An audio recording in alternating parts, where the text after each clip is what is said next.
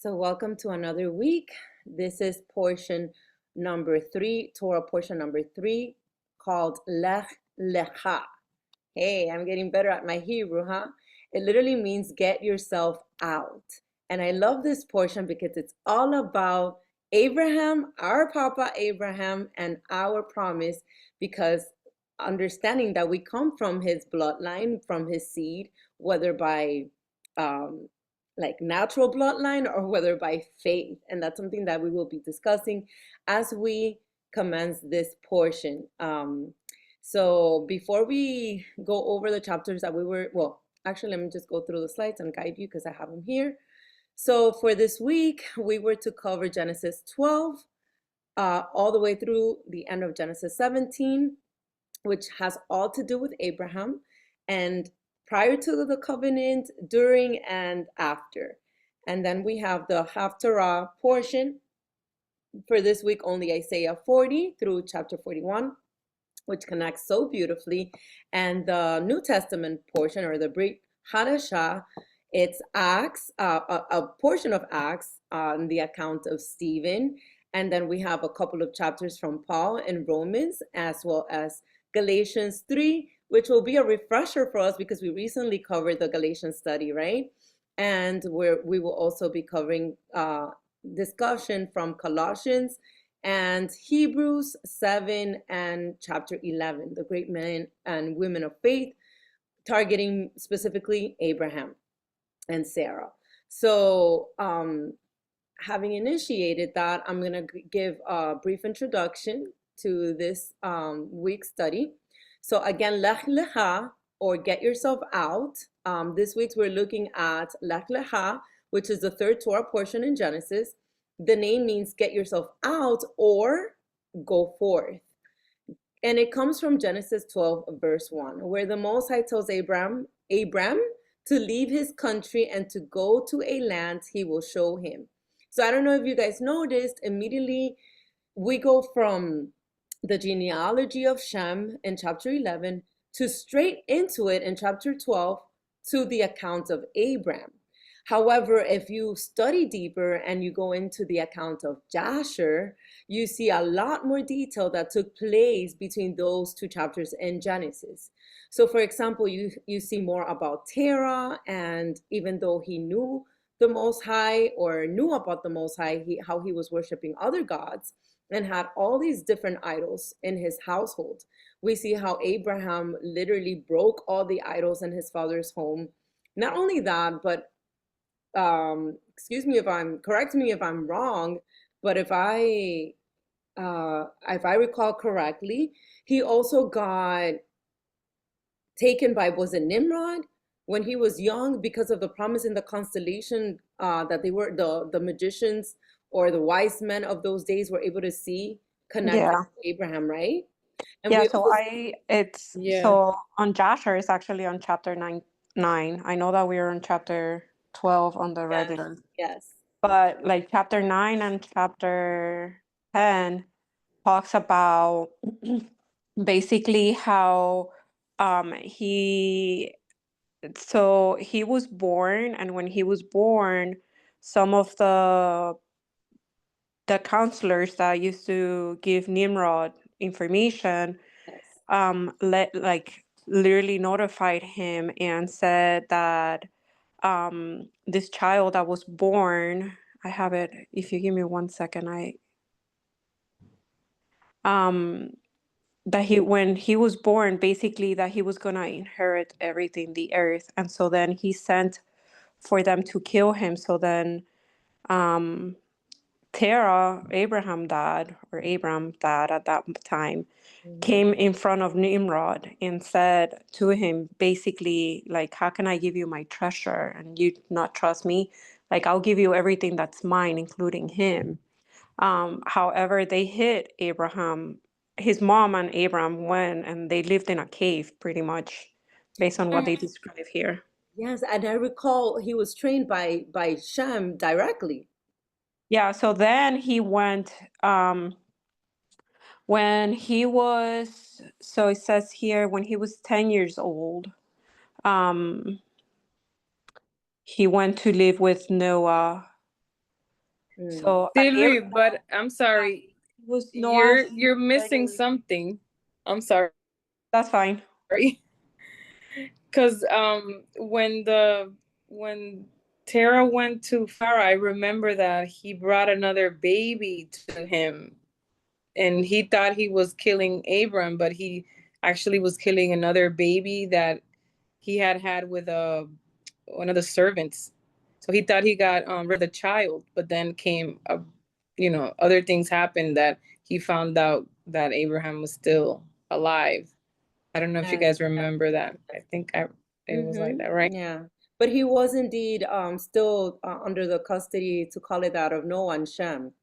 So that is correct, Sylvie. Afterwards, yes. Yeah, and it's Okay. another thing that when I was reading, so chapter 9 starts with pretty much talking about, and Haran, the son of Terah, Abram's older brother, took a wife in those days. He was 39 years old, and he took her, and the wife conceived and bare a son called Lot. So that's Lot here. But then it says, and she conceived again and bare a daughter, and her name was Milcah. And she conceived again and bare a daughter, and she called her name Sarai. So was she the niece? Did I miss that on our first study? Yes, because they are indeed related. They are cousins. Okay. Which is why I later don't on, recall that when we did it. I mean, it's been 2 years. I'm like, wait, do we cover that? yes, they are indeed related. And I recall when we were reading the Genesis portion of it, how we were saying he technically didn't lie when he said, "This is my sister." I don't know if you guys remember. Though, I mean, in a way, he was trying to hide that that was his wife, but technically it wasn't a full lie when he said she is my sister. And then we later see him saying, because indeed she's the daughter of my brother, something like that he says. So, she's like his sister. Yeah. Yeah. So thank you for all the But yeah, details. Yes. it talks about that. It also talks about how he even tried feeding like kind of to prove his point, his father's gods. It was just fun rereading all this, how he, was trying to prove a point that you're praying to something that does not respond. And so, I love it. I love it. yeah. Yes, the whole point of um, Abraham was that Abraham was indeed set apart. He had to set himself apart from his family because his own father was not keeping Abba's commandments and he was worshiping other gods. Um, but we're gonna see how that connects so perfectly with us and being part of his inheritance of his seed, right? And so again, in this portion, we see the Most High calling Abraham to step out in faith with a promise to make him into a great nation. Abraham obeys and sets out with his wife Sarai and his nephew Lot toward the land of Canaan. Some major events unfold here, and we have the Most High making a covenant with Abraham, promises him countless descendants, and introduces circumcision as a sign of that covenant. And if you guys remember when we covered the Galatians study, we went deep in explaining that covenant, but we can briefly touch upon it again tonight. So the portion also includes Abraham's time in Egypt and the movement when he and Lot part ways. So it's crazy because, again, how we've said it from the very beginning, that the beginning declares the end and that every pattern repeats itself. So we see Abraham coming out basically of captivity, right? And then we see Abraham being called, being renamed, given a new name, right? Basically being set apart, entering into the covenant. And then we see him, as a matter of fact, he entered into this covenant as a result of his obedience and his faith. We see that he had major faith, like extraordinary faith. And that's what led the Most High to select him as the father of faith. And so he enters into this covenant, and as a result, then he is in the land of Egypt and out of Egypt, the same way as in the Exodus, and in the same way that it will take place in the second Exodus. Out of Egypt, he is going searching for the promised land, which is Canaan, and I believe which is where the New Jerusalem will be, in the promised land. So it's beautiful. It's beautiful how everything literally connects. And what stands out in Lech Lecha is the theme of faith. Like I said, Abraham's trust in the Most High's promises and his willingness to follow even when the destination isn't clear. And that's another thing. Abraham had no clue where he was going, but he headed out anyway. It's a powerful reminder of how obedience and trust in God's plan are at the heart of our walk with him. Again, this is key because this is literally the beginning, declaring our end. And let me see. All right, let me read this and then we can continue with the connection. So Abraham, the father of faith, as followers of Yahshua, we are part of something much bigger than ourselves. The scriptures reveal that it's not just Abraham's physical descendants who are considered part of Israel, the Most High's people, but also those who have been grafted in through faith. In Galatians 3:29, the Apostle Paul writes, "If you belong to Christ, then you are Abraham's seed and heirs according to the promise." That means when we put our trust in Yahshua, we become spiritual children of Abraham and step into the same promises Abba made to him. This truth reminds us that through faith, we are connected to a deep spiritual heritage, one filled with blessings, righteousness, and covenant promises. It also shows how the Most High's redemptive plan has been unfolding since Abraham and continues through the Messiah, bringing together all who believe in one united family. So having given that brief introduction, again, we spoke about, thank you, Eileen and Sylvie, for giving a very condensed summary of the parts in Jasher that fill in the gap between Genesis 11 and Genesis 12.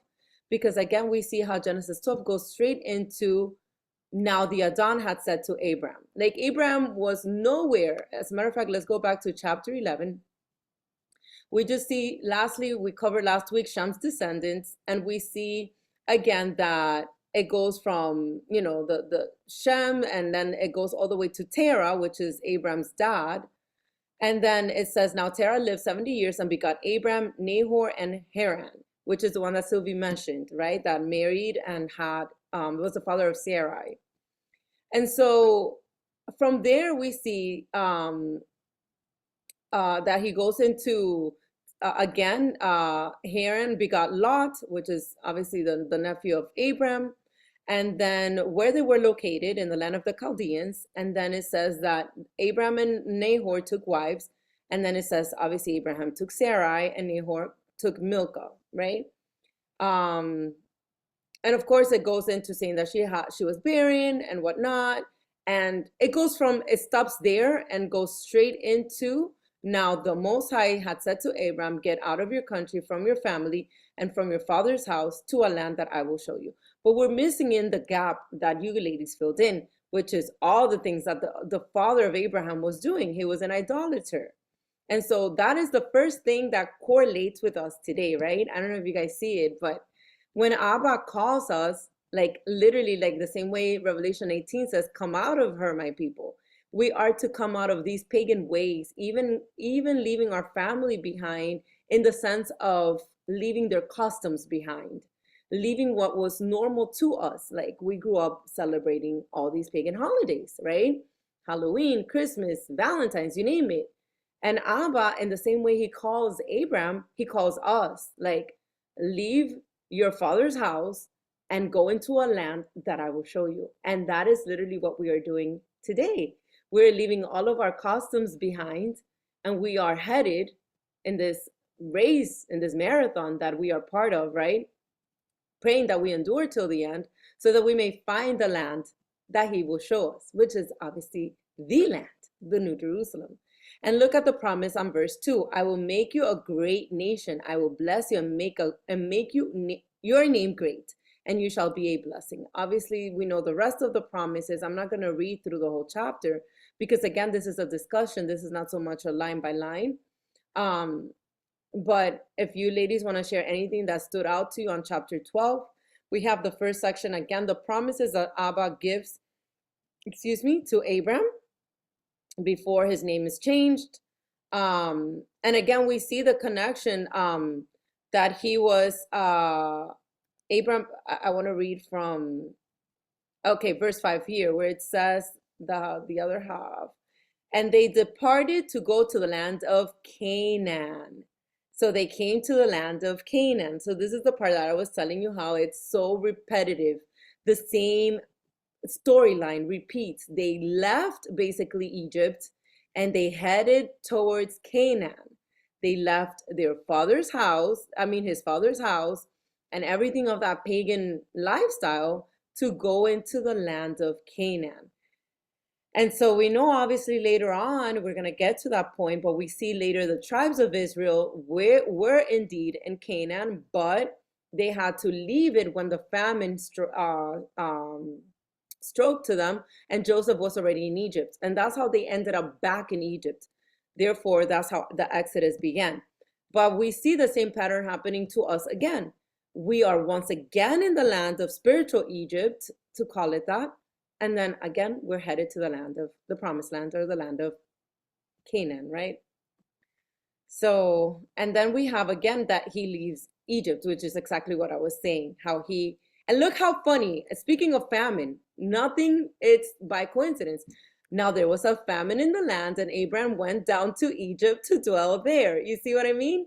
It's the exact same thing that happens to the Israelites, the 12 tribes later on, and how they end up back in Egypt. You guys see it? Yeah. So they left Egypt to go to Canaan. They left, it was like they did it twice. They left to Egypt, go to Canaan, left Canaan, go to Egypt, and then they need to go back to Canaan or something like that, right? You're talking about twice between Genesis and Exodus, right? Right. Yes. And it repeats with us today again. That's exactly the same concept that I'm showing, or pointing to, that it is the same exact thing. A famine, and I want to say a famine of his word, led us back in Egypt, right? So a famine in the land led us back in Egypt in captivity. We're still in captivity in Egypt. And so that's what led us here. And now we are again pilgrims in this earth, headed towards that promised land, right? It's the same exact concept. I love it. Another thing that I picked up was wherever he sat, like wherever he was sitting down, he also made like an altar. So like kind of his own tabernacle. To have the presence to pray and to, just come in one with the Most High. So even from then, there was, like we were speaking from the beginning, from the beginning, there was a tabernacle and it's always been there. Like the presence has always been with them. Very foreshadowing of our Messiah, right? And foreshadowing also later for the Israelites, having the tabernacle in their midst, right, in the wilderness, and then having Messiah later on instituting the Feast of Tabernacles, because that's what he is and what he represents. So yeah, it's beautiful. And by the way, this is the part where he says, obviously, because when he is in Egypt is where he went to Pharaoh.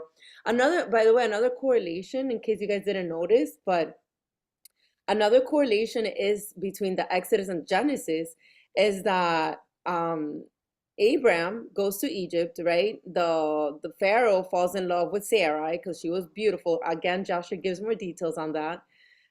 He falls in love with her and asks for her to be his wife. We know that they didn't consummate the marriage between Pharaoh and Sarai because the Most High protected Sarai, and he sent plagues to Pharaoh and Egypt. Same exact way that when Moses asked, "Let my people go," right? And the Most High sends plagues to Pharaoh and Egypt to let his people go. So another thing that I thought was very interesting, he sends plagues to Pharaoh so that he may let Sarai go. Sarai being the mother of all the peoples. So you see how it connects so beautifully? I don't know, I just look at it on verse 17. But the Adam plagued Pharaoh and his house with great plagues because of Sarai, Abraham's wife. And then we know that after that, Pharaoh lets her go. And we see on verse 18, and Pharaoh called Abraham and said, "What is this you have done to me? Why did you not tell me that she was your wife?" And this is the part where I was saying, he does say, "Why did you say she's my sister? I might have taken her as my wife."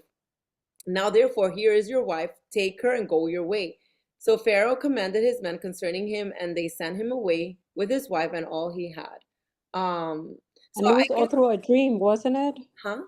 Wasn't like it was revealed to him in a dream, In Jasher, in the account of Jasher, maybe. right? Yes. Okay. I believe, I don't know if it was in Joshua as well or in the Targums that it adds that he says, well, technically she is my sister. Let me see how 12:19 reads in the Targums. Hold on. Just in case it adds more understanding. I know we did the line by line, but just to refresh my memory. Let me see. And why saidest thou, she is my sister, when I would take her to me wife? When I would take her to me to wife, plagues were at once sent against me, and I went not unto her. So you see here it confirms that they never slept together, which is a good thing, right? Because the canon does not clarify that. And now behold, thy wife, take her and go. Okay, so here it doesn't say, maybe it's in the account of Joshua, because I remember him saying like, oh, technically she is, or I don't know if I'm confusing it later, because I know Isaac does the exact same thing I with think I'm confusing it with Isaac because Rebecca. I know one of them was through a dream. Maybe it was Isaac. I don't know. Yes, it might have been Isaac. You're right, Sylvie. It might have been Isaac. Yeah, I'm looking here. I don't see it. It had to be that one.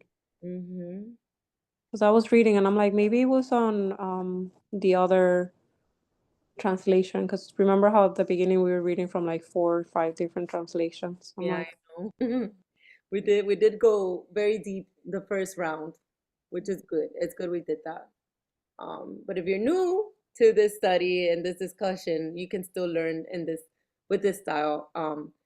Especially if you're reading at home ahead of time, you're definitely going to be learning. I do recommend, if you do have the book of Jasher, to read through it, because it does add so much more understanding in the feeling, especially I feel mostly in the book of Genesis. I feel like Genesis, Exodus, and the rest of the Torah, it does add, but it stays more or less the same. I feel like Genesis is the one that has so many more details that are missing in the regular canon, meaning in the Genesis found in our canon, right? So we have chapter 13 that has to do with him inheriting Canaan, the land of Canaan. And we see that he was very rich in livestock and silver and gold, and very similar again to Joseph. Joseph being in Egypt, inheriting, obviously being placed in governmental position after he had gone through everything he went through, but then he was very rich in livestock, silver, and obviously as a result the rest of the Israelites as well. So we see from the beginning Abba's protection and his blessings and provision to Abraham and his seed. Every time that he moved by faith, he lacked absolutely nothing. And so I think this is where he first, yeah, he makes it the altar, like what Sylvie was talking about. He would make an altar wherever he would go. Um, and I think this is the first altar he does, if I'm not mistaken. Yes. Okay. So if you guys have nothing to add here or questions that you have on this chapter, because I do have a little observation that I want to point to in regards to Lot and their separation before we can move on. I think this one was pretty straightforward. It is. It is. But I do want to point out here, they had, because Lot, by the way, Abram went with his people, but Lot also followed Abram, right? And so they both had a lot of livestock and had a lot of silver and gold. And then we see on verse 5, Lot also, who went with Abram, had flocks and herds and tents. Now the land was not able to support them, basically both of them, because they had so many flocks, right, and herds, that they might dwell together, for their possession were so great that they could not dwell together. And there was strife, and this is what I want to focus on. There was strife between the herdsmen of Abram's livestock and the herdsmen of Lot's livestock. The Canaanites and the Perizzites then dwelt in the land. And then it says, so Abram said to Lot, please let there be no strife between you and me, and between my herdsmen and your herdsmen, for we are brethren. Is not the whole land before you? Please separate from me. If you take the left, then I will go to the right. Or if you go to the right, then I will go to the left. And we know that that's exactly what took place. And that's literally how Lot ended up in Sodom and Gomorrah, right? But what I want to point out is Abram's decision is our example to follow from the beginning, because there was strife between the herdsmen, right? Between both parties.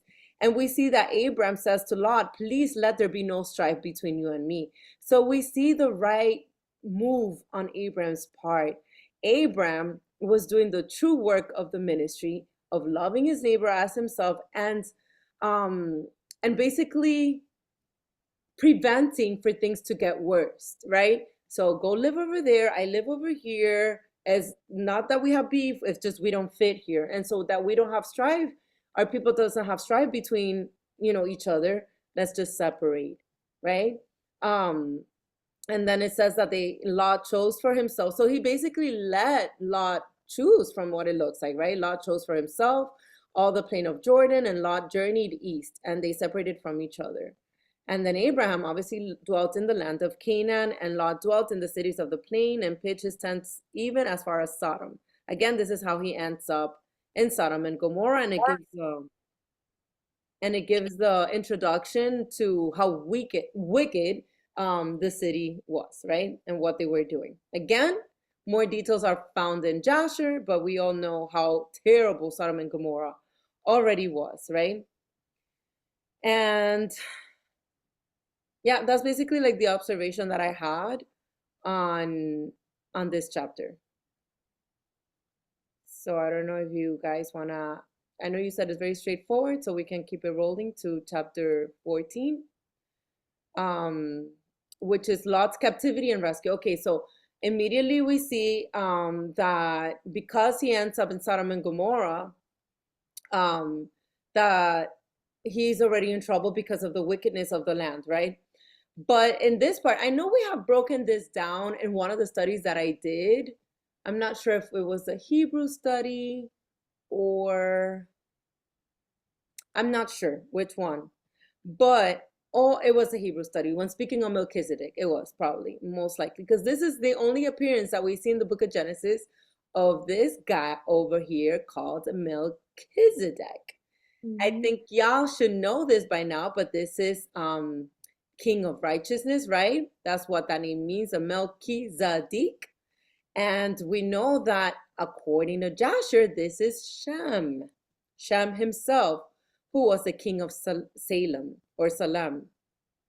And so the whole thing of this chapter is that you see a war that takes place, right?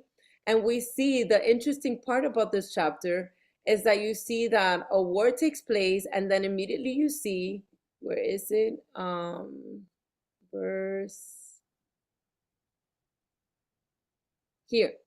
12, that because as a result of this war, they took Lot, Abram's brother's son, who dwelt in Sodom, and his goods, and departed. So all these people, Amraphel, king of Shinar, Arioch, king of Elasar, Lamir, king of Elam, Entitled king of nations, obviously pagan nations, etc., etc. We see, you guys should have read this already, but you know what took place. And because of that war, as a result, they take Lot captive. And then a person escaped and let Abram know what had happened. And so now when Abram, verse 14, now when Abram heard that his brother was taken captive, and by the way, you see here how it mentions Lot, even though we know it's his nephew, as his brother, which is the same concept as Sarai, by the way. He armed his 318 trained servants who were born in his house and went in pursuit as far as Dan. He divided his forces against them by night, and he and his servants attacked them and pursued them as far as Hobah, which is north of Damascus. So he brought back all goods, and also brought back his brother Lot and his goods, as well as the women and the people. And the king of Sodom went out to meet him at the valley of Shaveh. That is the king's valley. And the king of Sodom we know is this guy over here, Shedar-Lamer. No, king of Elam. Hold on, sorry, no. Who is the king of Sodom? Bera. Yes. Bera is the king of Sodom that brought back, let me see, where was I? Lot. Okay. And the king of Sodom went out to meet him at the valley of Shaveh. And then after his return from the defeat of Shedar-Lamer and the kings who were with him. And then we see the appearance of Melchizedek, right? So I know, again, I went more into depth explaining this and breaking this down in the book of Hebrews. We see here a direct quotation from the book of Hebrews.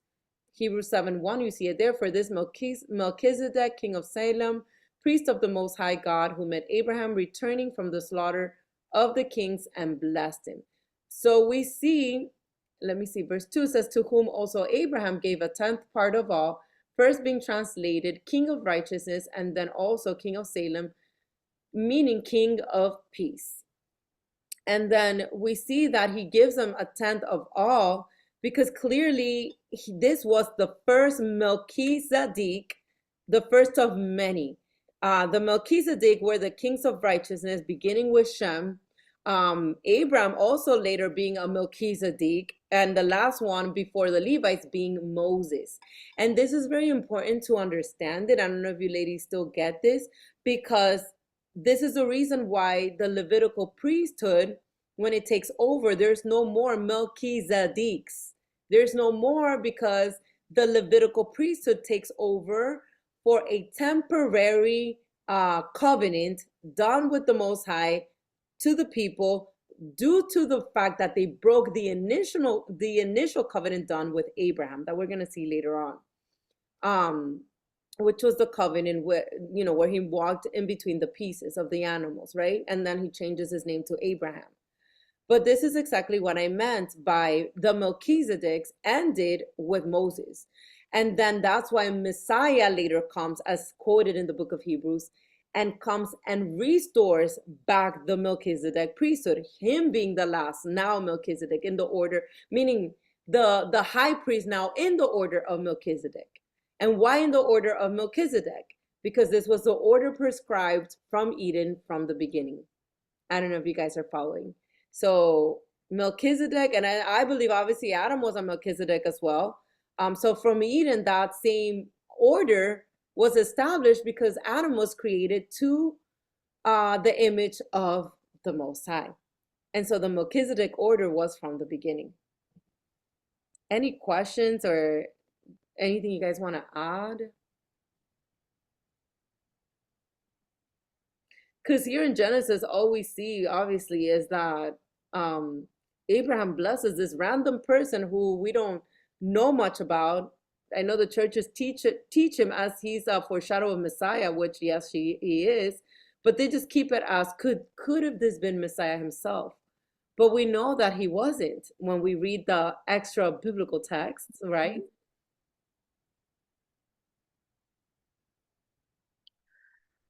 I heard someone trying to talk. Is it me? Was it me? No, it was probably just me trying to. I'm like going through Jasher. Sorry. Okay, so again, this is all that is mentioned on Melchizedek here. I know in the portion that we read at home, we have Hebrews 7 here to read. We had Hebrews 7 through 10, which is, you know what, let's just read it. I know I already read 1 and 2, but I'm gonna move this out of the way.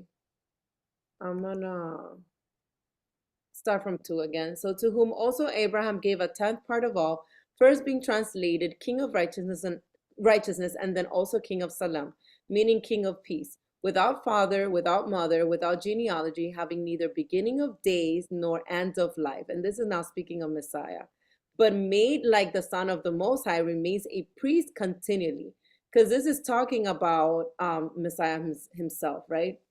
Now consider how great this man was, to whom even the patriarch Abraham gave a tenth of the spoils. And indeed, those who are the sons of Levi, who receive the priesthood, have commanded to receive tithes from the people according to the law, that is from their brethren, though they have come from the loins of Abraham. And this is key here because we do see how the sons of Levi, the Levites, continued receiving this 10% because they had no portion in the land.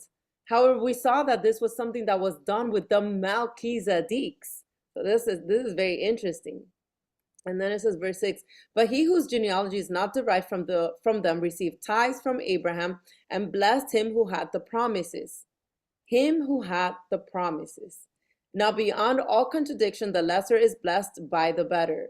Here mortal men receive tithes, but there he receives them, of whom it is witness that he lives. Even Levi, who receives tithes, paid tithes through Abraham, so to speak. For he was still in the loins of his father when Melchizedek met him.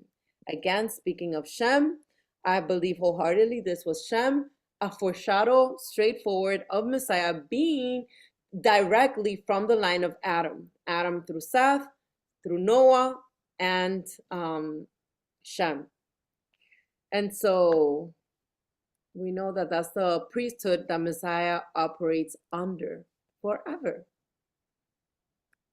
I do want to, well, actually, let's move on to the next chapter before I show the next slides, because I do want to show a couple more slides. So this is the popular Genesis 15, when the Most High enters into this covenant with Abraham. And this is the other section in Hebrew we're going to be reading. So we know that this is the part where, let me see.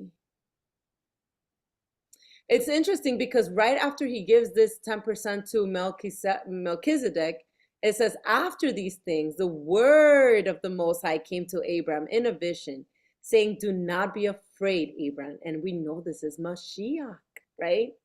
I am your shield, your exceedingly great reward, our Messiah from the beginning. But Abraham said, Adon, what will you give me, seeing I go childless, and the heir of my house is Eliezer of Damascus? And then obviously this is where he gives him the promise, right? Right here on verse 5. Look now toward heaven and count the stars, if you are able to number them. And he said to him, so shall your descendants be. And this is the key, he gives him the promise, but look, and he believed in the Adon, and he accounted it to him for righteousness. He clearly had no inheritance, right? Because of his wife was barren. Yet Messiah himself comes and promises this to Abraham. And what is the result? That he believes. He believes. He knows it's going to come to pass.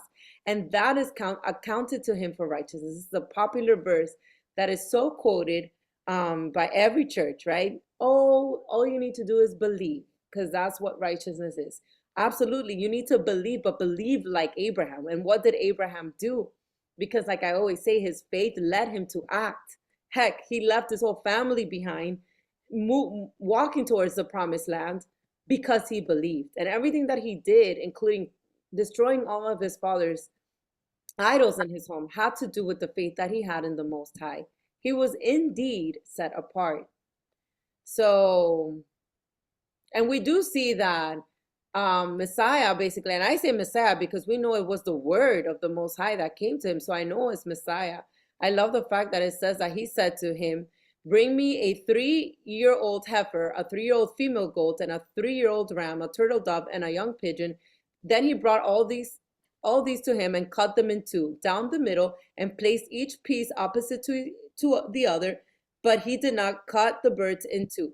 So this is Messiah himself cutting the pieces, right? And why did he do that? Do you know why he did that? Because look, on verse 8, he gives them a promise, right? He tells them, I am the Adon, Haya, right? I am the Adon who brought you out of Ur of the Chaldeans to give you this land to inherit it.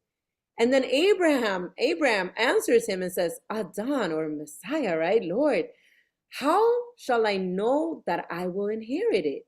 In other words, and I know I spoke about this in the study of Galatians, so I feel like I'm going back to it, but he basically asks for, like, give me like a sign. Like, I believe it, but can I have a sign that you will fulfill this for me? And because of his faith, right, Messiah does it for him. So then he is Messiah over here. So he said to him, bring me all these animals. And he himself cuts them in two down the middle. And then look what it says on verse 11. And when the vultures came down on the carcasses, Abram drove them away. Now when the sun was going down, a deep sleep fell upon Abram, and behold, horror and great darkness fell upon him. And again, I don't think this is, I know we spoke about this before. I don't believe he fell asleep. I don't believe it's that type of sleep that we experience, like when we sleep and we have a nightmare, because this was not a nightmare. I believe he was so deep in the presence of the Most High because he was entering into a blood ratified covenant with Messiah himself. And so, like, that's why there was horror and great darkness, which is exactly what would happen to Noah, what would happen to all the great, like Enoch, all the great righteous men in scriptures, what would happen when they would have an encounter with him, right? Even Moses, they would fall on their face. And like, obviously we know from studying Enoch that Noah basically was poopy pants because he could not contain himself. Like all of his insides went like, right? And so I believe that that's what this horror and great darkness represents. And this is what I believe took place. He was in such a deep, deep, deep presence. You guys can imagine, like, literally he's walking himself. The Most High himself walked in between the pieces of the animals, like entering into that blood covenant. And we already know what that covenant represented. When there's blood involved, it represents this covenant will stand forever. And that only means that one of us, if any of the parties breaks the covenant, someone has to die.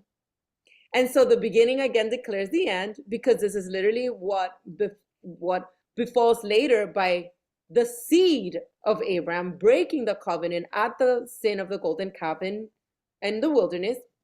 And as a result, we know Messiah then took the place of their guilt and dies because they have broken that covenant. So it is just beautiful to revisit Genesis and see the full picture, guys. I don't know if you guys see it, but it is beautiful. And after that covenant, after that, we see that then he said, meaning the Most High again to Abram, know certainly that your descendants will be strangers in a land that is not theirs, and will serve them, and they will afflict them for 400 years. And that's a prophecy that Messiah himself gives Abram. And also the nation whom they serve I will judge, meaning Egypt. Afterward they shall come out with great possessions. Now as for you, you shall go to your fathers in peace. You shall be buried at a good old age. But in the fourth generation they shall return here. For the iniquity of the Amorites is not yet complete. And it came to pass when the sun went down and it was dark, that behold, there appeared again a smoking oven and a burning torch that passed between those pieces. Remember, what does that remind you guys of? The burning torch. When Moses, Yes. the cloud of smoke. Yeah, that's Messiah. The fire. Yeah.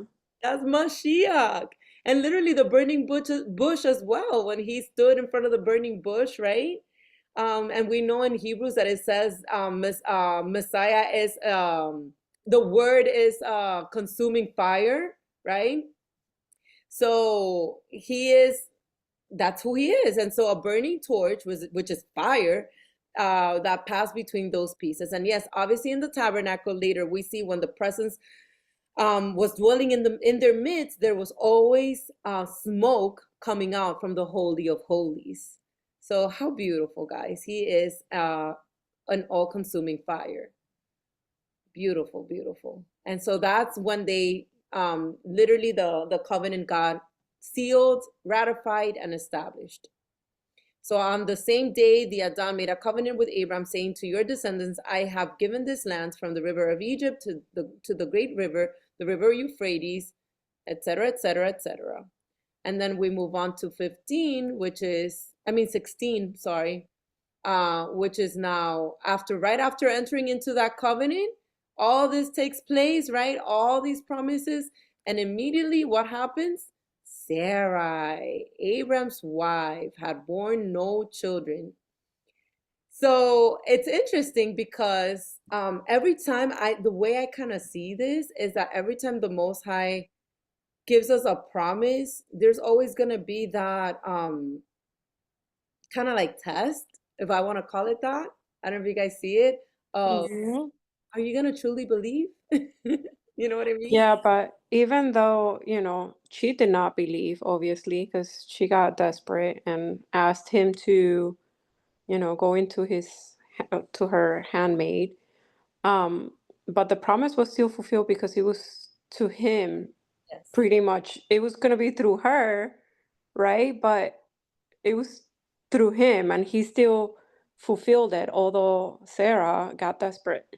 Yeah.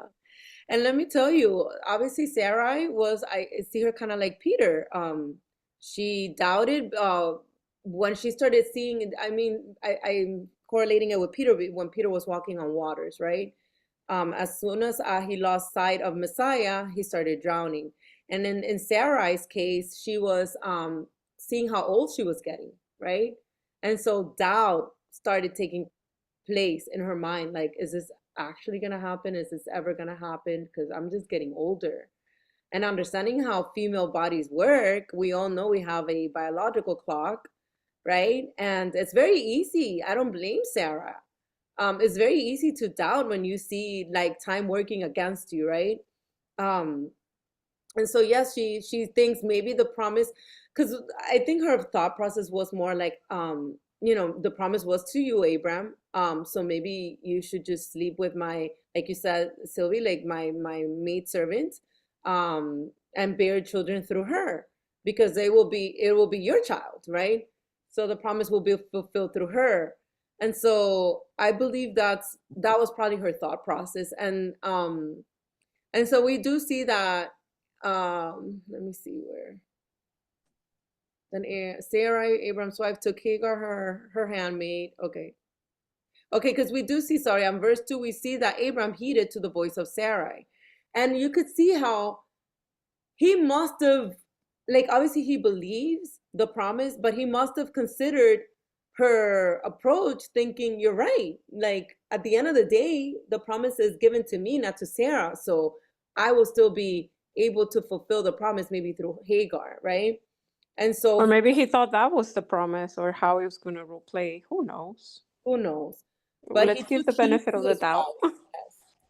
Yes, he took heed to her voice. Kind of reminds me of Adam and Eve back in Eden, right? Hmm. One more time, an example of a man heeding to the, to the woman, even though the Most High himself had instructed him. I guess he, you know, a moment of weakness there, perhaps on Abraham's, side. And it's funny because we also see, like Jessica had mentioned last week, Yeah, how, I was going to say the same thing right now. Wow. go ahead and say it. How obviously they were righteous, but they were still human. Like I- they were like us, They had the difference was when something like this will happen, their repentance was kind of like immediate. Like they knew like something went wrong. And so um that's kind of, is that what you were gonna say? Absolutely, that's exactly what I was gonna say. Yeah, we were one mind right there. But like thinking and reflecting on everything, like in how this role plays into today's, right? Because that's how we're trying to see how all this plays out today and all that. Um, and how sometimes us having to apart ourselves from sometimes family who are not following the same thing that we are or believing the same thing that we are, friends, and leaving everything behind. While we're not like going from one land to the other, we're still leaving some of these stuff behind. So it kind of plays. And then to tie it back to, Sarah, like as like this week when I was reading, I'm like, how many times do we get desperate in our own plans? Because like you said, sometimes we don't see it through. We have the time pressing us for, this needs to happen at a certain time. And how many times have we made God's plan delayed because we put our plans ahead, And so now he has to take a kind of like a detour because we interfered with our own decisions. That is so crazy because that's literally what came to my mind as well. It's like, wow, is that from the beginning? And it's so clear. Paul later says that everything that is written for our instruction, right? So in other words, learn from the mistakes of our forefathers, including even Abraham, being as righteous as he was, like the mistake that he did by heeding to Sarai's voice and not just being steadfast and waiting. We see the consequences of having Ishmael, the consequences it brought him, even in his marriage, right?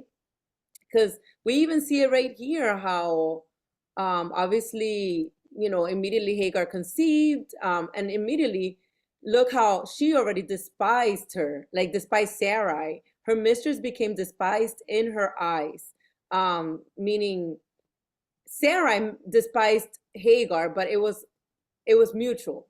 It was mutual because later you see how, look what it says here. Let me see. Yes, it says it. Then Sarah said to Abram, my wrong be upon you. I gave my maid into your embrace, and when she saw that she had conceived, I became despised in her eyes. The Adon judged between you and me. And so, and then obviously then Abram tells Sarai what to do with her, because Abram was so righteous. He was just trying to do what Sarai suggested, and he was in no means trying to get with another woman, But to them, the way I explain it to my children, and it's the way I see it, handmaids were given to do whatever call it boss, but the owner wanted to do with them, right? And so if the owner wanted them to nurse their child, or they wanted them to have children for them, which later we see it with Jacob as well, like Jacob's wives as well, I mean, they would use them literally as how today they're called surrogate mothers, right?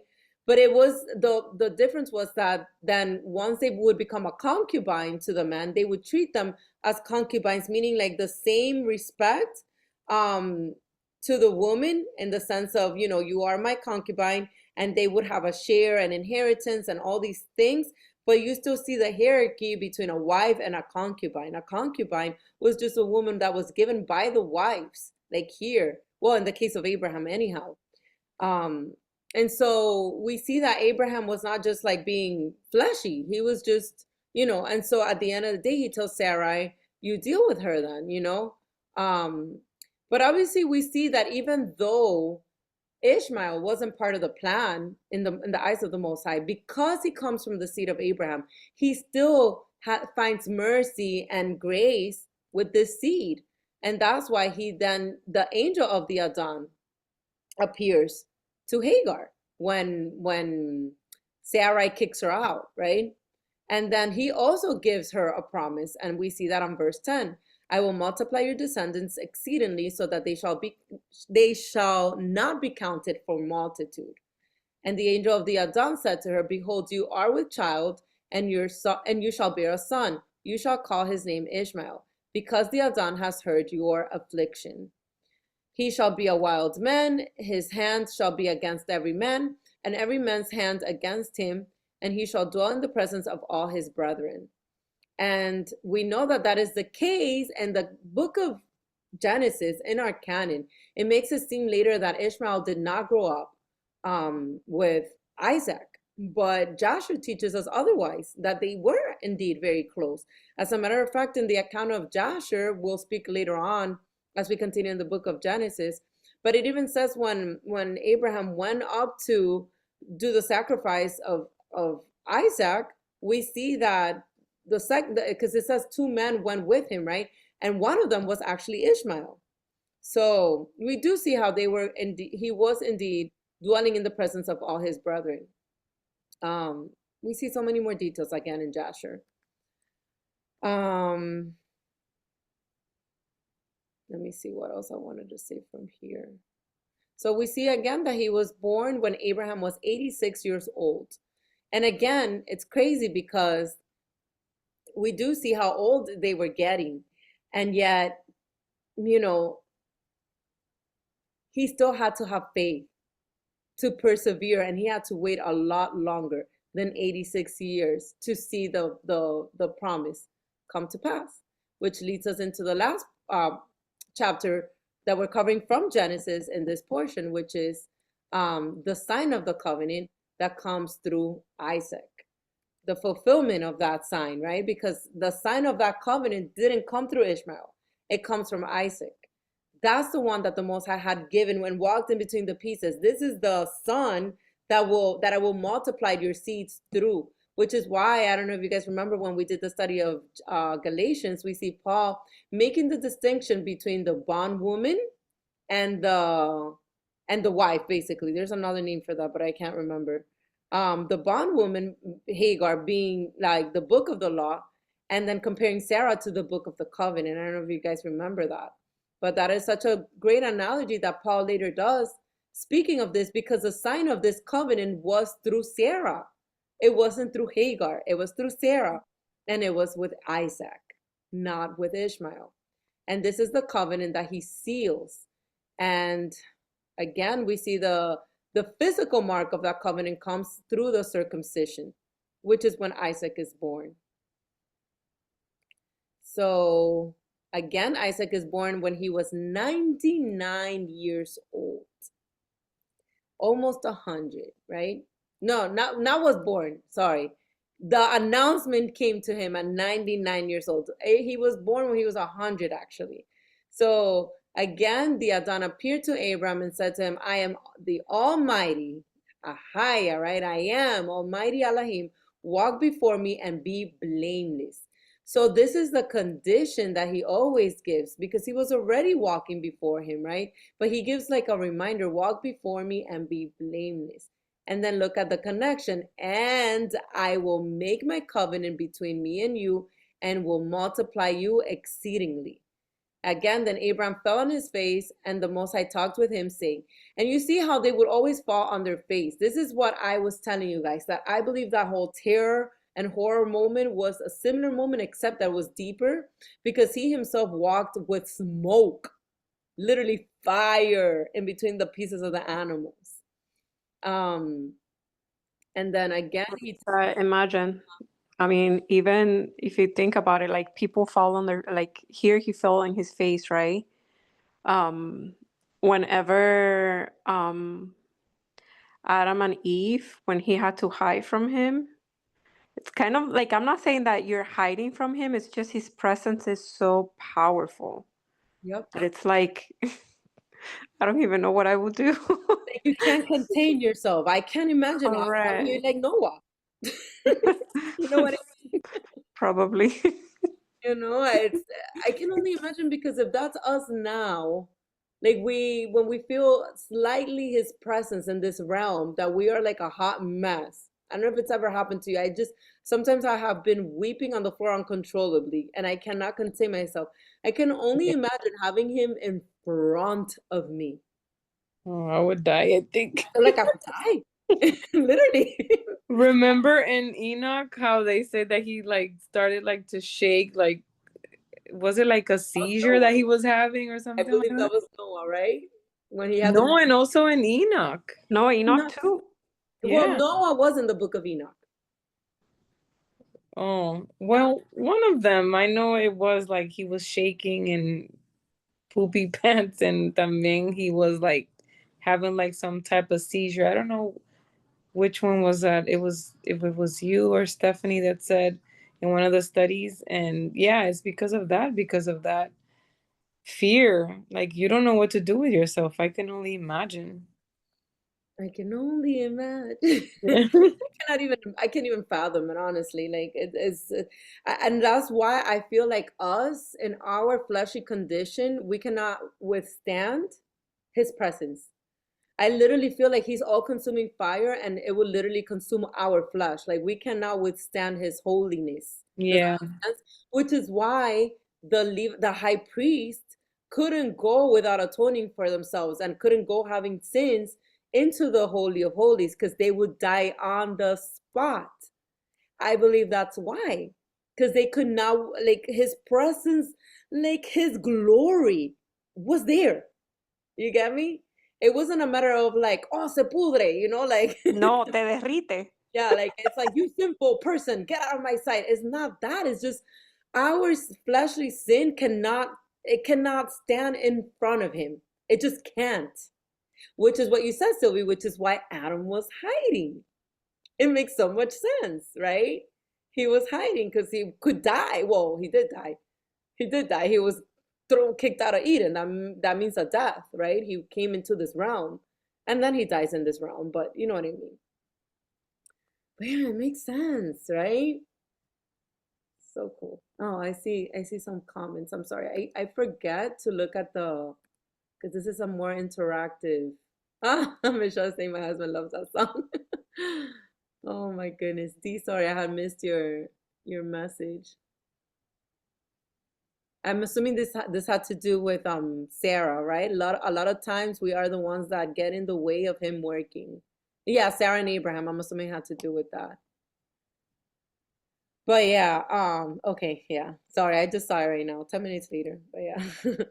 But yeah, going back to chapter 17, again, this is the last chapter for this portion that we've covered, but there's so much here.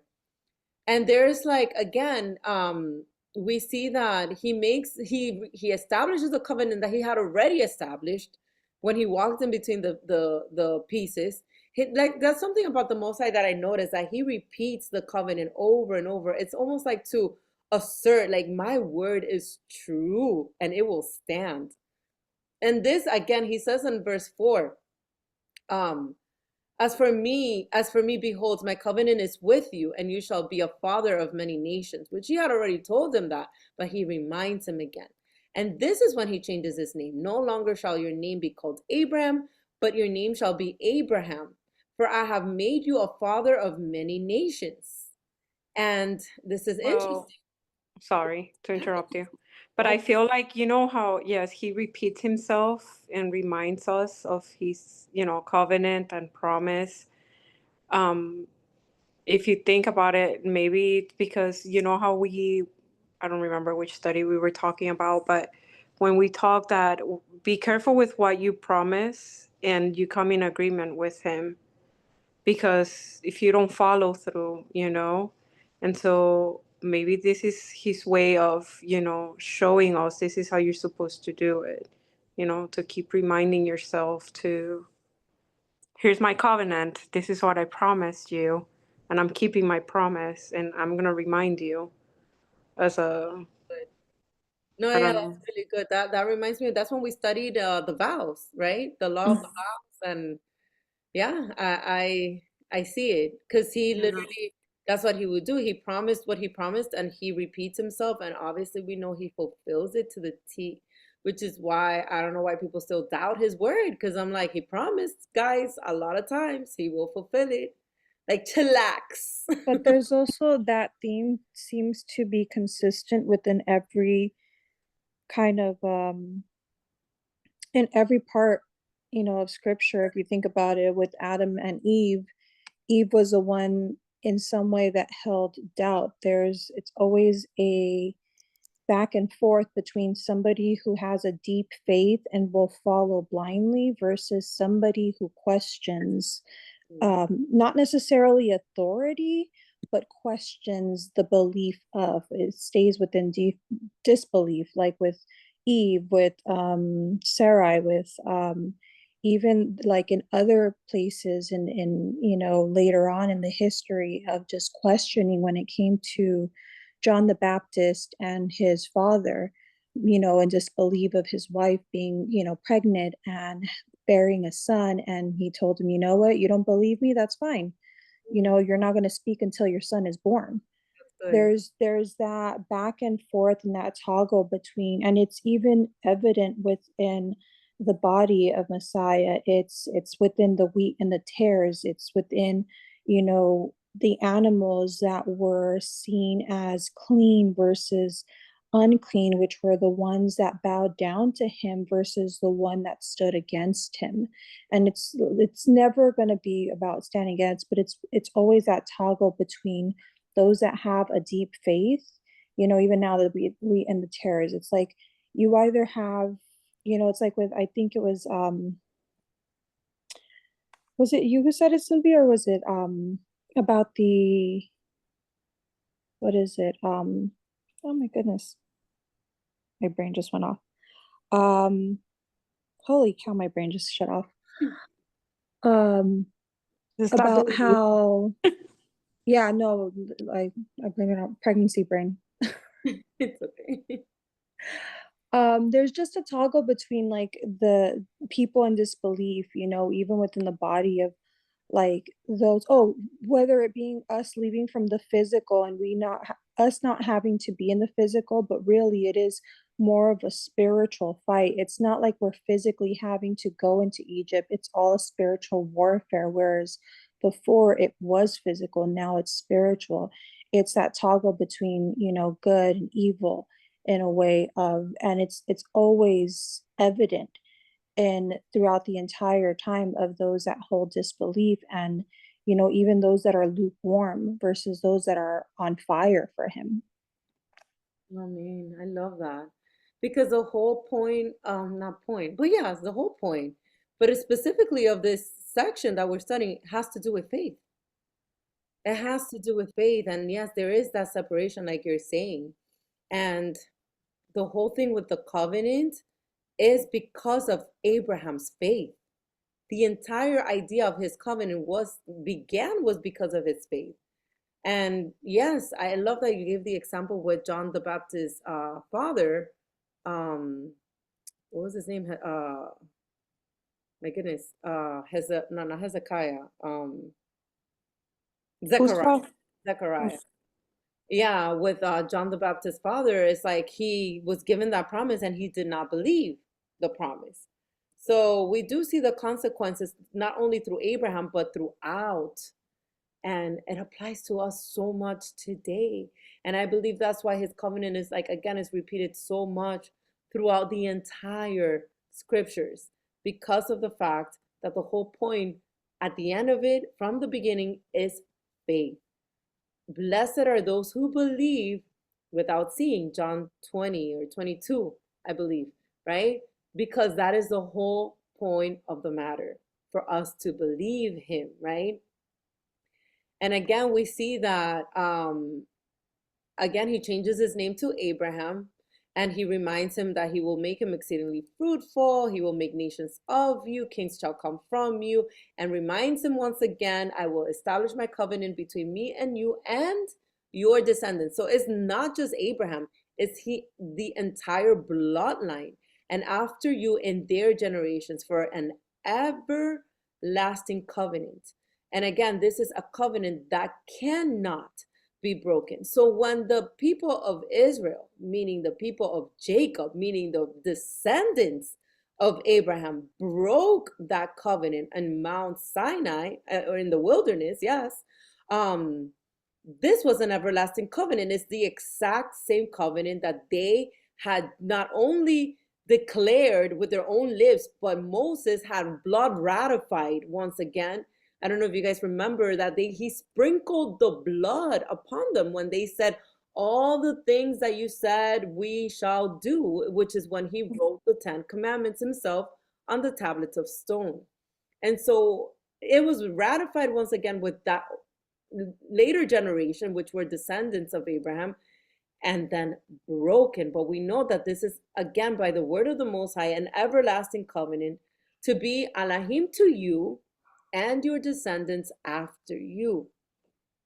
Verse 8, also, I give to you and your descendants after you the land in which you are a stranger, all the land of Canaan, as an everlasting possession, and I will be their Elohim. And again, this is where I believe Eden is found. Eden is here. The new Jerusalem will be here. This is an everlasting possession. And the Most High said to Abraham, as for you, you shall keep my covenant and your descendants after you throughout their generations. So the deal was not only Abraham keeping the covenant, but his descendants. And it says again, and then now this is the physical mark of the covenant, because again, the Most High ratified that covenant back in Genesis 15 when he walked in between the pieces, right? Genesis 15 or 14? Let me just confirm so I'm not just, yeah, Genesis 15. That's when he entered into that covenant. But now he asks for a physical sign of that covenant, which is found in verse 10. This is my covenant which you shall keep between me and you and your descendants after you. Every male child among you, you shall circumcise. And you shall circumcise in the flesh of your foreskins, and it shall be a sign of the covenant between me and you. So this is the sign that he gave them for that covenant that he had already entered into. Again, I spoke more about this in the study of Galatians, but this is a clear example to go over of how he gives a sign of that covenant through physical circumcision of the flesh. Later in the wilderness, when they broke that covenant, none of them got physically circumcised until they came into the promised land in Canaan. That's when they had to circumcise their flesh. But again, when they did that, it wasn't anymore a sign of the covenant, because that covenant had already been broken by them. It was more as a land entry token or a land entry sign that they did that, right? Or kind of like a foreshadowing of the removal of the flesh before entering the promised land. That's what I get from it, more than a sign of the covenant. Because again, we spoke about this covenant was broken at the sin of the golden calf. So instead, what did the Most High give them? He gives them, while they're in the wilderness, the sign of the tzitzis, or the tassels that they were to wear to remember the covenant, because of the fact that they couldn't remember it clearly and they broke it. After the Levitical priesthood is over and done with, meaning the book of the law, now we're back into the same order of Melchizedek. Messiah by grace brings us back into this covenant that he had made with him through faith, but we're back into a covenant of faith, which is the book of the covenant, the original one, in the order of Melchizedek. So again, all this is foreshadowing. So I have a question. Yes. So with obviously our promised land, what's our token to enter? Would it be, our hearts, or the circumcision of our heart, Positions of our hearts. our burning? So Which pretty is much. the removal of our flesh. Okay. Being born again. Absolutely. Especially us women. Like, what are we gonna circumcise? Again, I'm not saying that physical circumcision is a bad thing. It's not. It's actually a very clean practice to do for a male, in my opinion.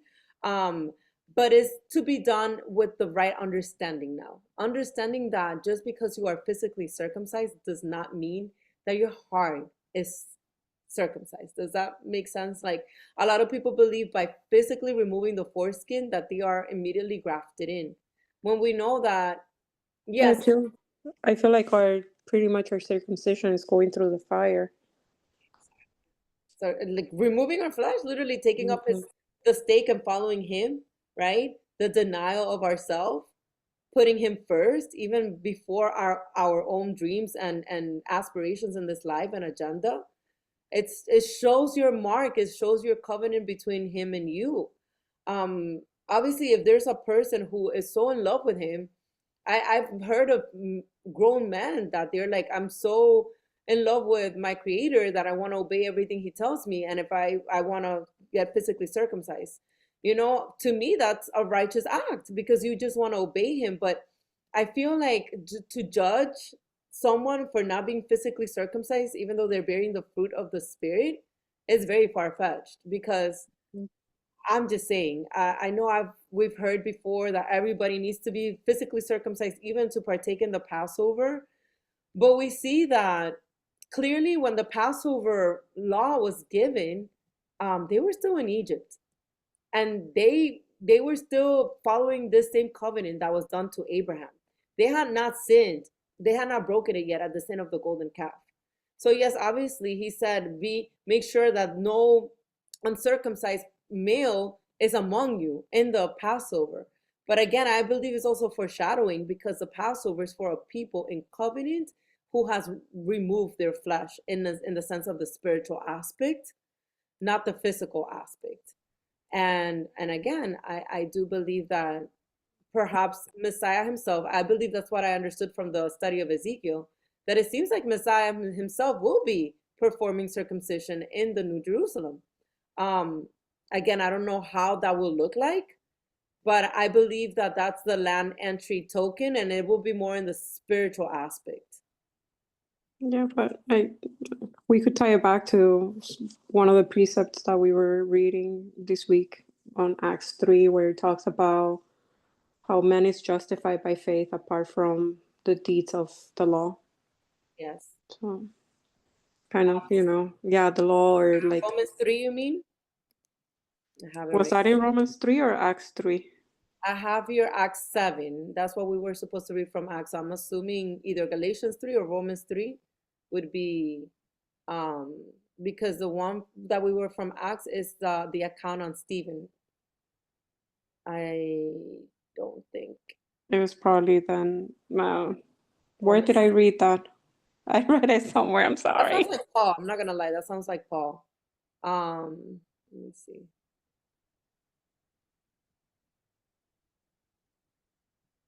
Sorry, I'm trying to find it. Right there. Yeah, I see right here, verse 28. Oh, Roman. Where is boasting then? It is excluded. By what law? Of works? No, but by the law of faith. Because that was the original law. That's the book of the covenant. Mm-hmm. Therefore, we conclude that a man is justified by faith apart from the deeds of the law. Or is he the God of the Jews only? Is he not also the God of the Gentiles? Yes, of the Gentiles also. Since there is one God who will justify the circumcised by faith and the uncircumcised through faith. Do we then make void the law through faith? Certainly not.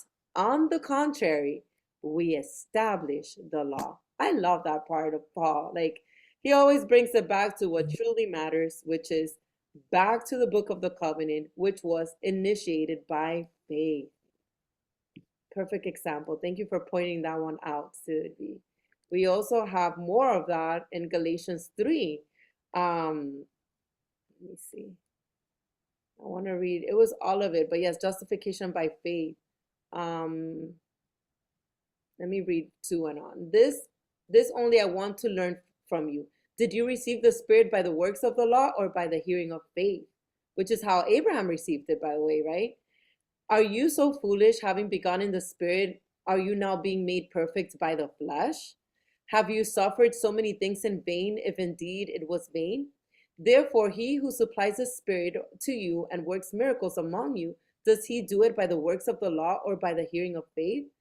Just as Abraham believed the Most High, and it was accounted to him for righteousness, therefore know that only those who are of faith are sons of Abraham. And the scripture, foreseeing that the Most High would justify the Gentiles by faith, preached the gospel to Abraham beforehand, saying, in you all the nations shall be blessed. So then those who are of faith are blessed with believing Abraham. That ties in beautifully also with Romans 11 and the grafting in. That ties in beautifully with Colossians 2 as well. I'm not going to read it right now.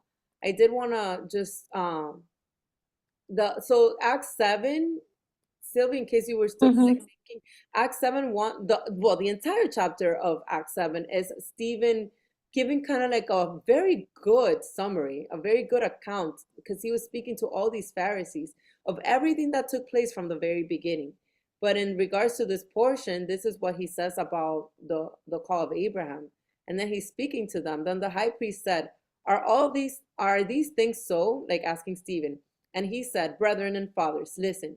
The Elohim of glory appeared to our father Abraham when he was in Mesopotamia before he dwelt in Haran, and said to him, get out of your country and from your relatives and come to the land that I will show you. By the way, get out of your country. That's the whole title of this week's portion, LECHA, get out, right? Then he came out of the land of the Chaldeans and dwelt in Haran. And from there, when his father was dead, he moved him to this land to which you now dwell. And the Most High gave him no inheritance in it, not enough to set his foot on. But even when Abraham had no child, he promised to give to him for a possession, and to his descendants after him. But the Most High spoke in this way, that his descendants would dwell in a foreign land, and that they would bring them into bondage and oppress them for 400 years. And the nation to whom they will be in bondage I will judge, said the Most High. and after that they shall come out and serve me in this place. Then he gave him the covenant of circumcision, and so Abraham begot Isaac and circumcised him on the 8th day. And Isaac begot Jacob, and Jacob begot the 12 patriarchs. And then he continues on the account of all the 12 patriarchs. But going back to circumcision, again, this is also very foreshadowing. The whole thing of the circumcision of the flesh is very spiritual because it's done on the 8th day. And what else takes place on the 8th day? Us going into eternity. And us being given a new name and a new stone, right? Basically, we become the precious stones. We basically become Alahims. We become angels, mighty ones, and we move on into eternity. So the whole point of circumcision was a sign, a physical sign of what would take place in the spiritual aspect. I hope that makes sense. Mm-hmm.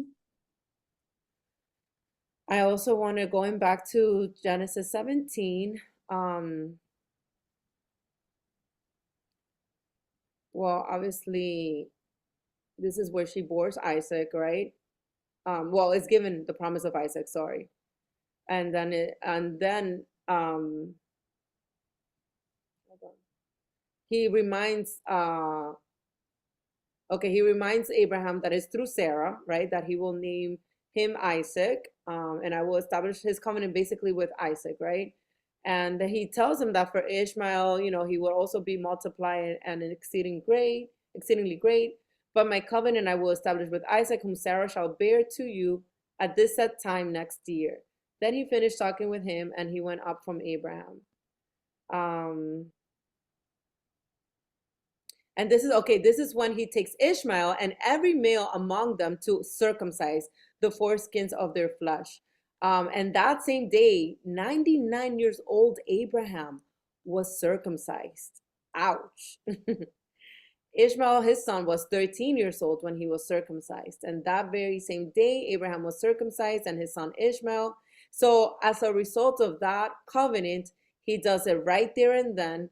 And he, and all the men, look, even the slaves, even those who were bought with money, foreigners, whoever was in his household, were circumcised with him. So all the men were in pain, basically. They had removed their foreskins.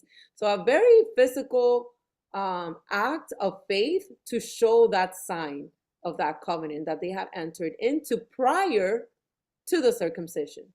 And that's the part that I wanted to highlight, that the circumcision did not come about until after the Most High had entered through the covenant, through the pieces of the animals. Anything at all you guys want to add? I do want to go through my slides. I already read this, right? Yes. I want to read a couple more things in regards to what it means to be a Hebrew. And I believe that Abraham was the first Hebrew after the bloodline of Eber. Remember last week we spoke about Eber and how Eber literally means Hebrew. So the word Hebrew likely comes from the Hebrew term Ivri, which means one who crosses over. This could point to Abraham's journey of faith when he crossed the Euphrates River in response to Abba's call, leaving behind everything familiar to follow him to the land of Canaan, which is exactly what we are to do. Like I said, that moment wasn't just a physical crossing, it marked the beginning of a life of faith and obedience. Abraham's steps of trust set the foundation for what would become the identity of the Hebrew people, those in covenant relationship with the Most High. So after Abraham crossed over, his life became a journey marked by covenantal promises from the Most High. So again, why do I put this here? Because the covenant came about, and by the way, this is just a picture in a different language. I just like the fact that it had a ram's horn on it, but it's just for aesthetics.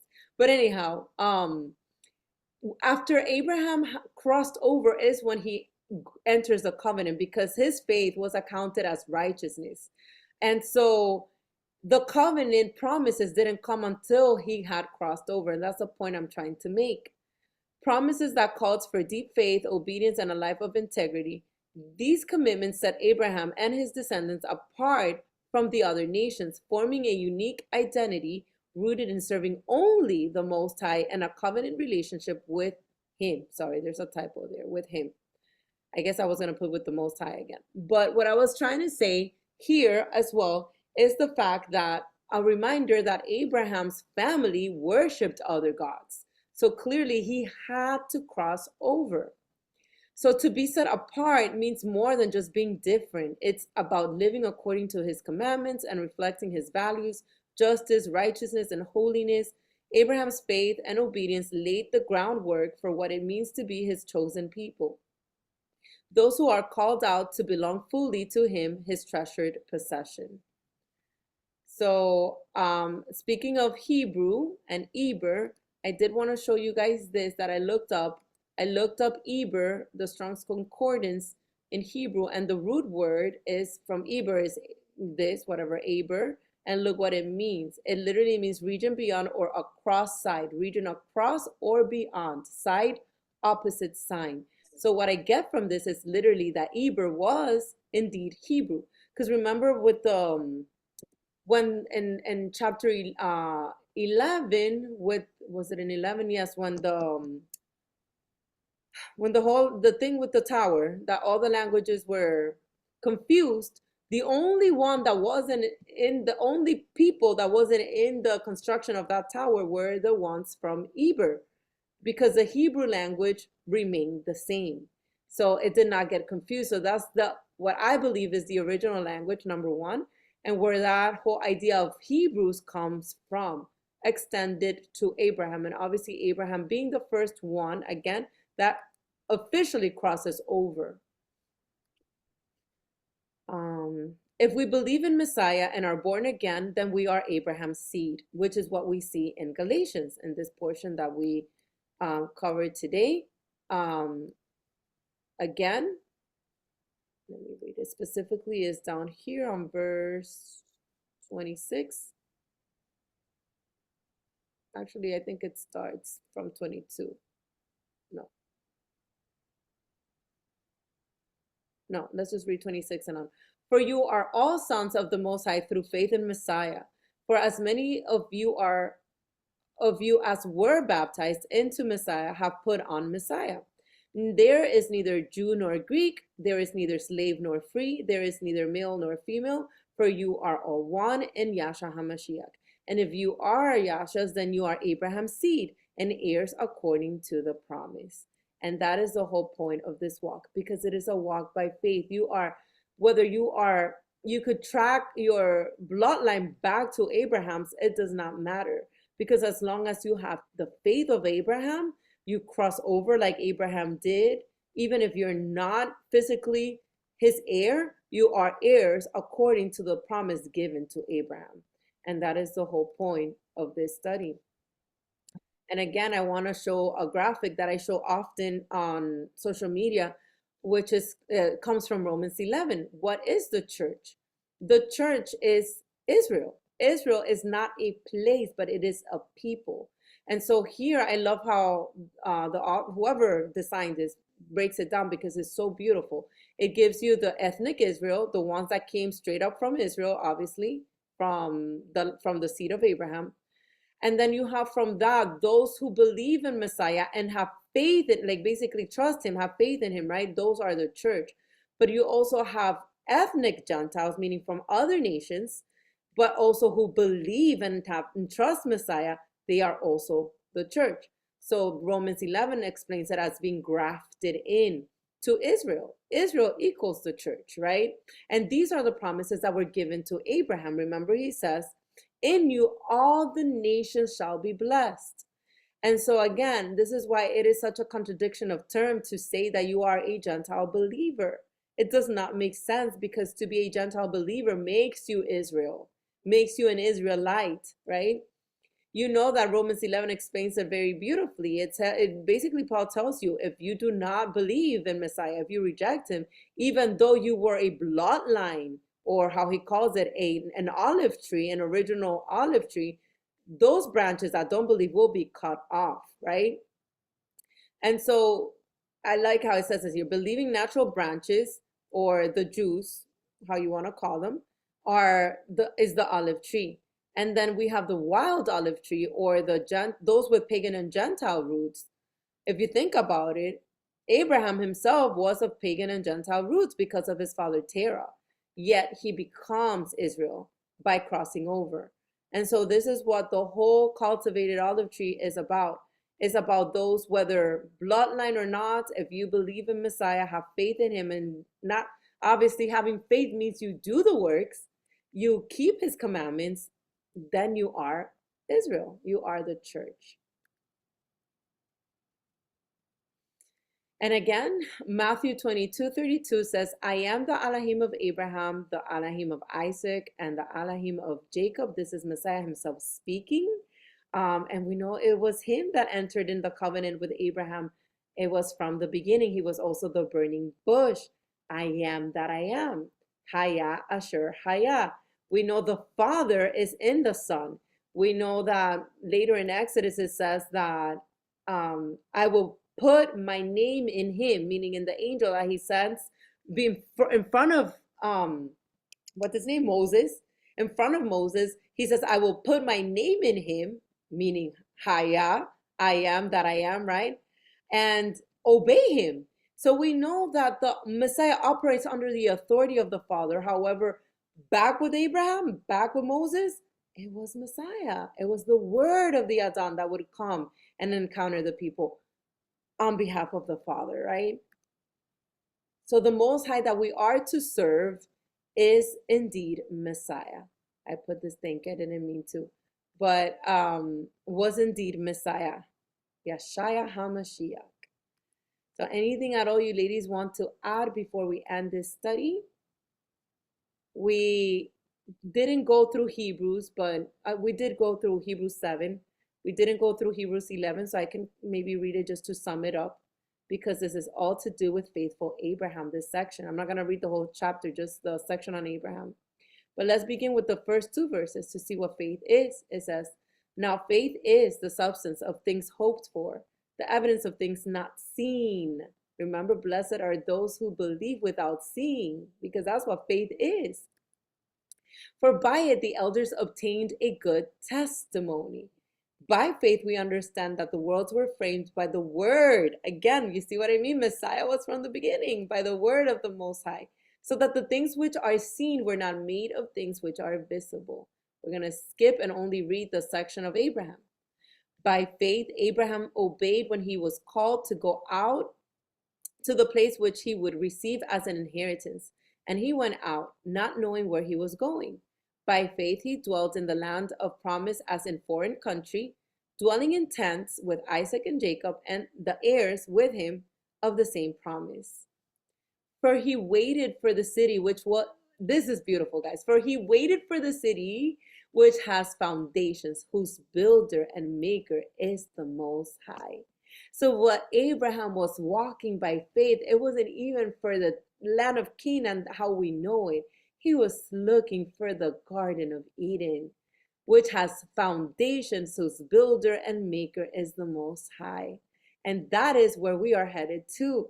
That's why we are just like Abraham, pilgrims in this world. By faith, Sarah herself also received strength to conceive seed, and she bore a child when she was past the age, because she judged him faithful who had promised. Therefore, from one man, and him as good as dead, were born as many as the star of the sky in multitude, innumerable as the sand which is by the seashore. What a beautiful way to end this study tonight. Let me see, there was some comments here. Grafted in, yes. Also the burning bush that spoke to Moses, yes, that's Mashiach. That is Mashiach himself. He is the word of the Most High, is the consuming fire, right? All consuming fire. And it's found in the book of Hebrews as well. It says it in the book of Hebrews as well. So unless you guys want to add anything else, this is our discussion for the entire study. I pray that it blessed you, refreshed you. I know the majority of us has covered all of these books, but I don't know about you ladies. It has brought me even closer to him. It has brought me more deeper understanding. I love seeing the full picture after reading everything again and again and again. It's just like the more you read, the more you see how perfect he is, how detailed he is or was, continues to be, right? He is I am that I am. And so may it continue igniting us in fire to continue studying, to show ourselves approved. It does, Sylvia, I agree. The more alive it becomes. So thank you for connecting, ladies. I will be sending the new portions to study throughout the week. And then I'll see you next Friday. Shalom.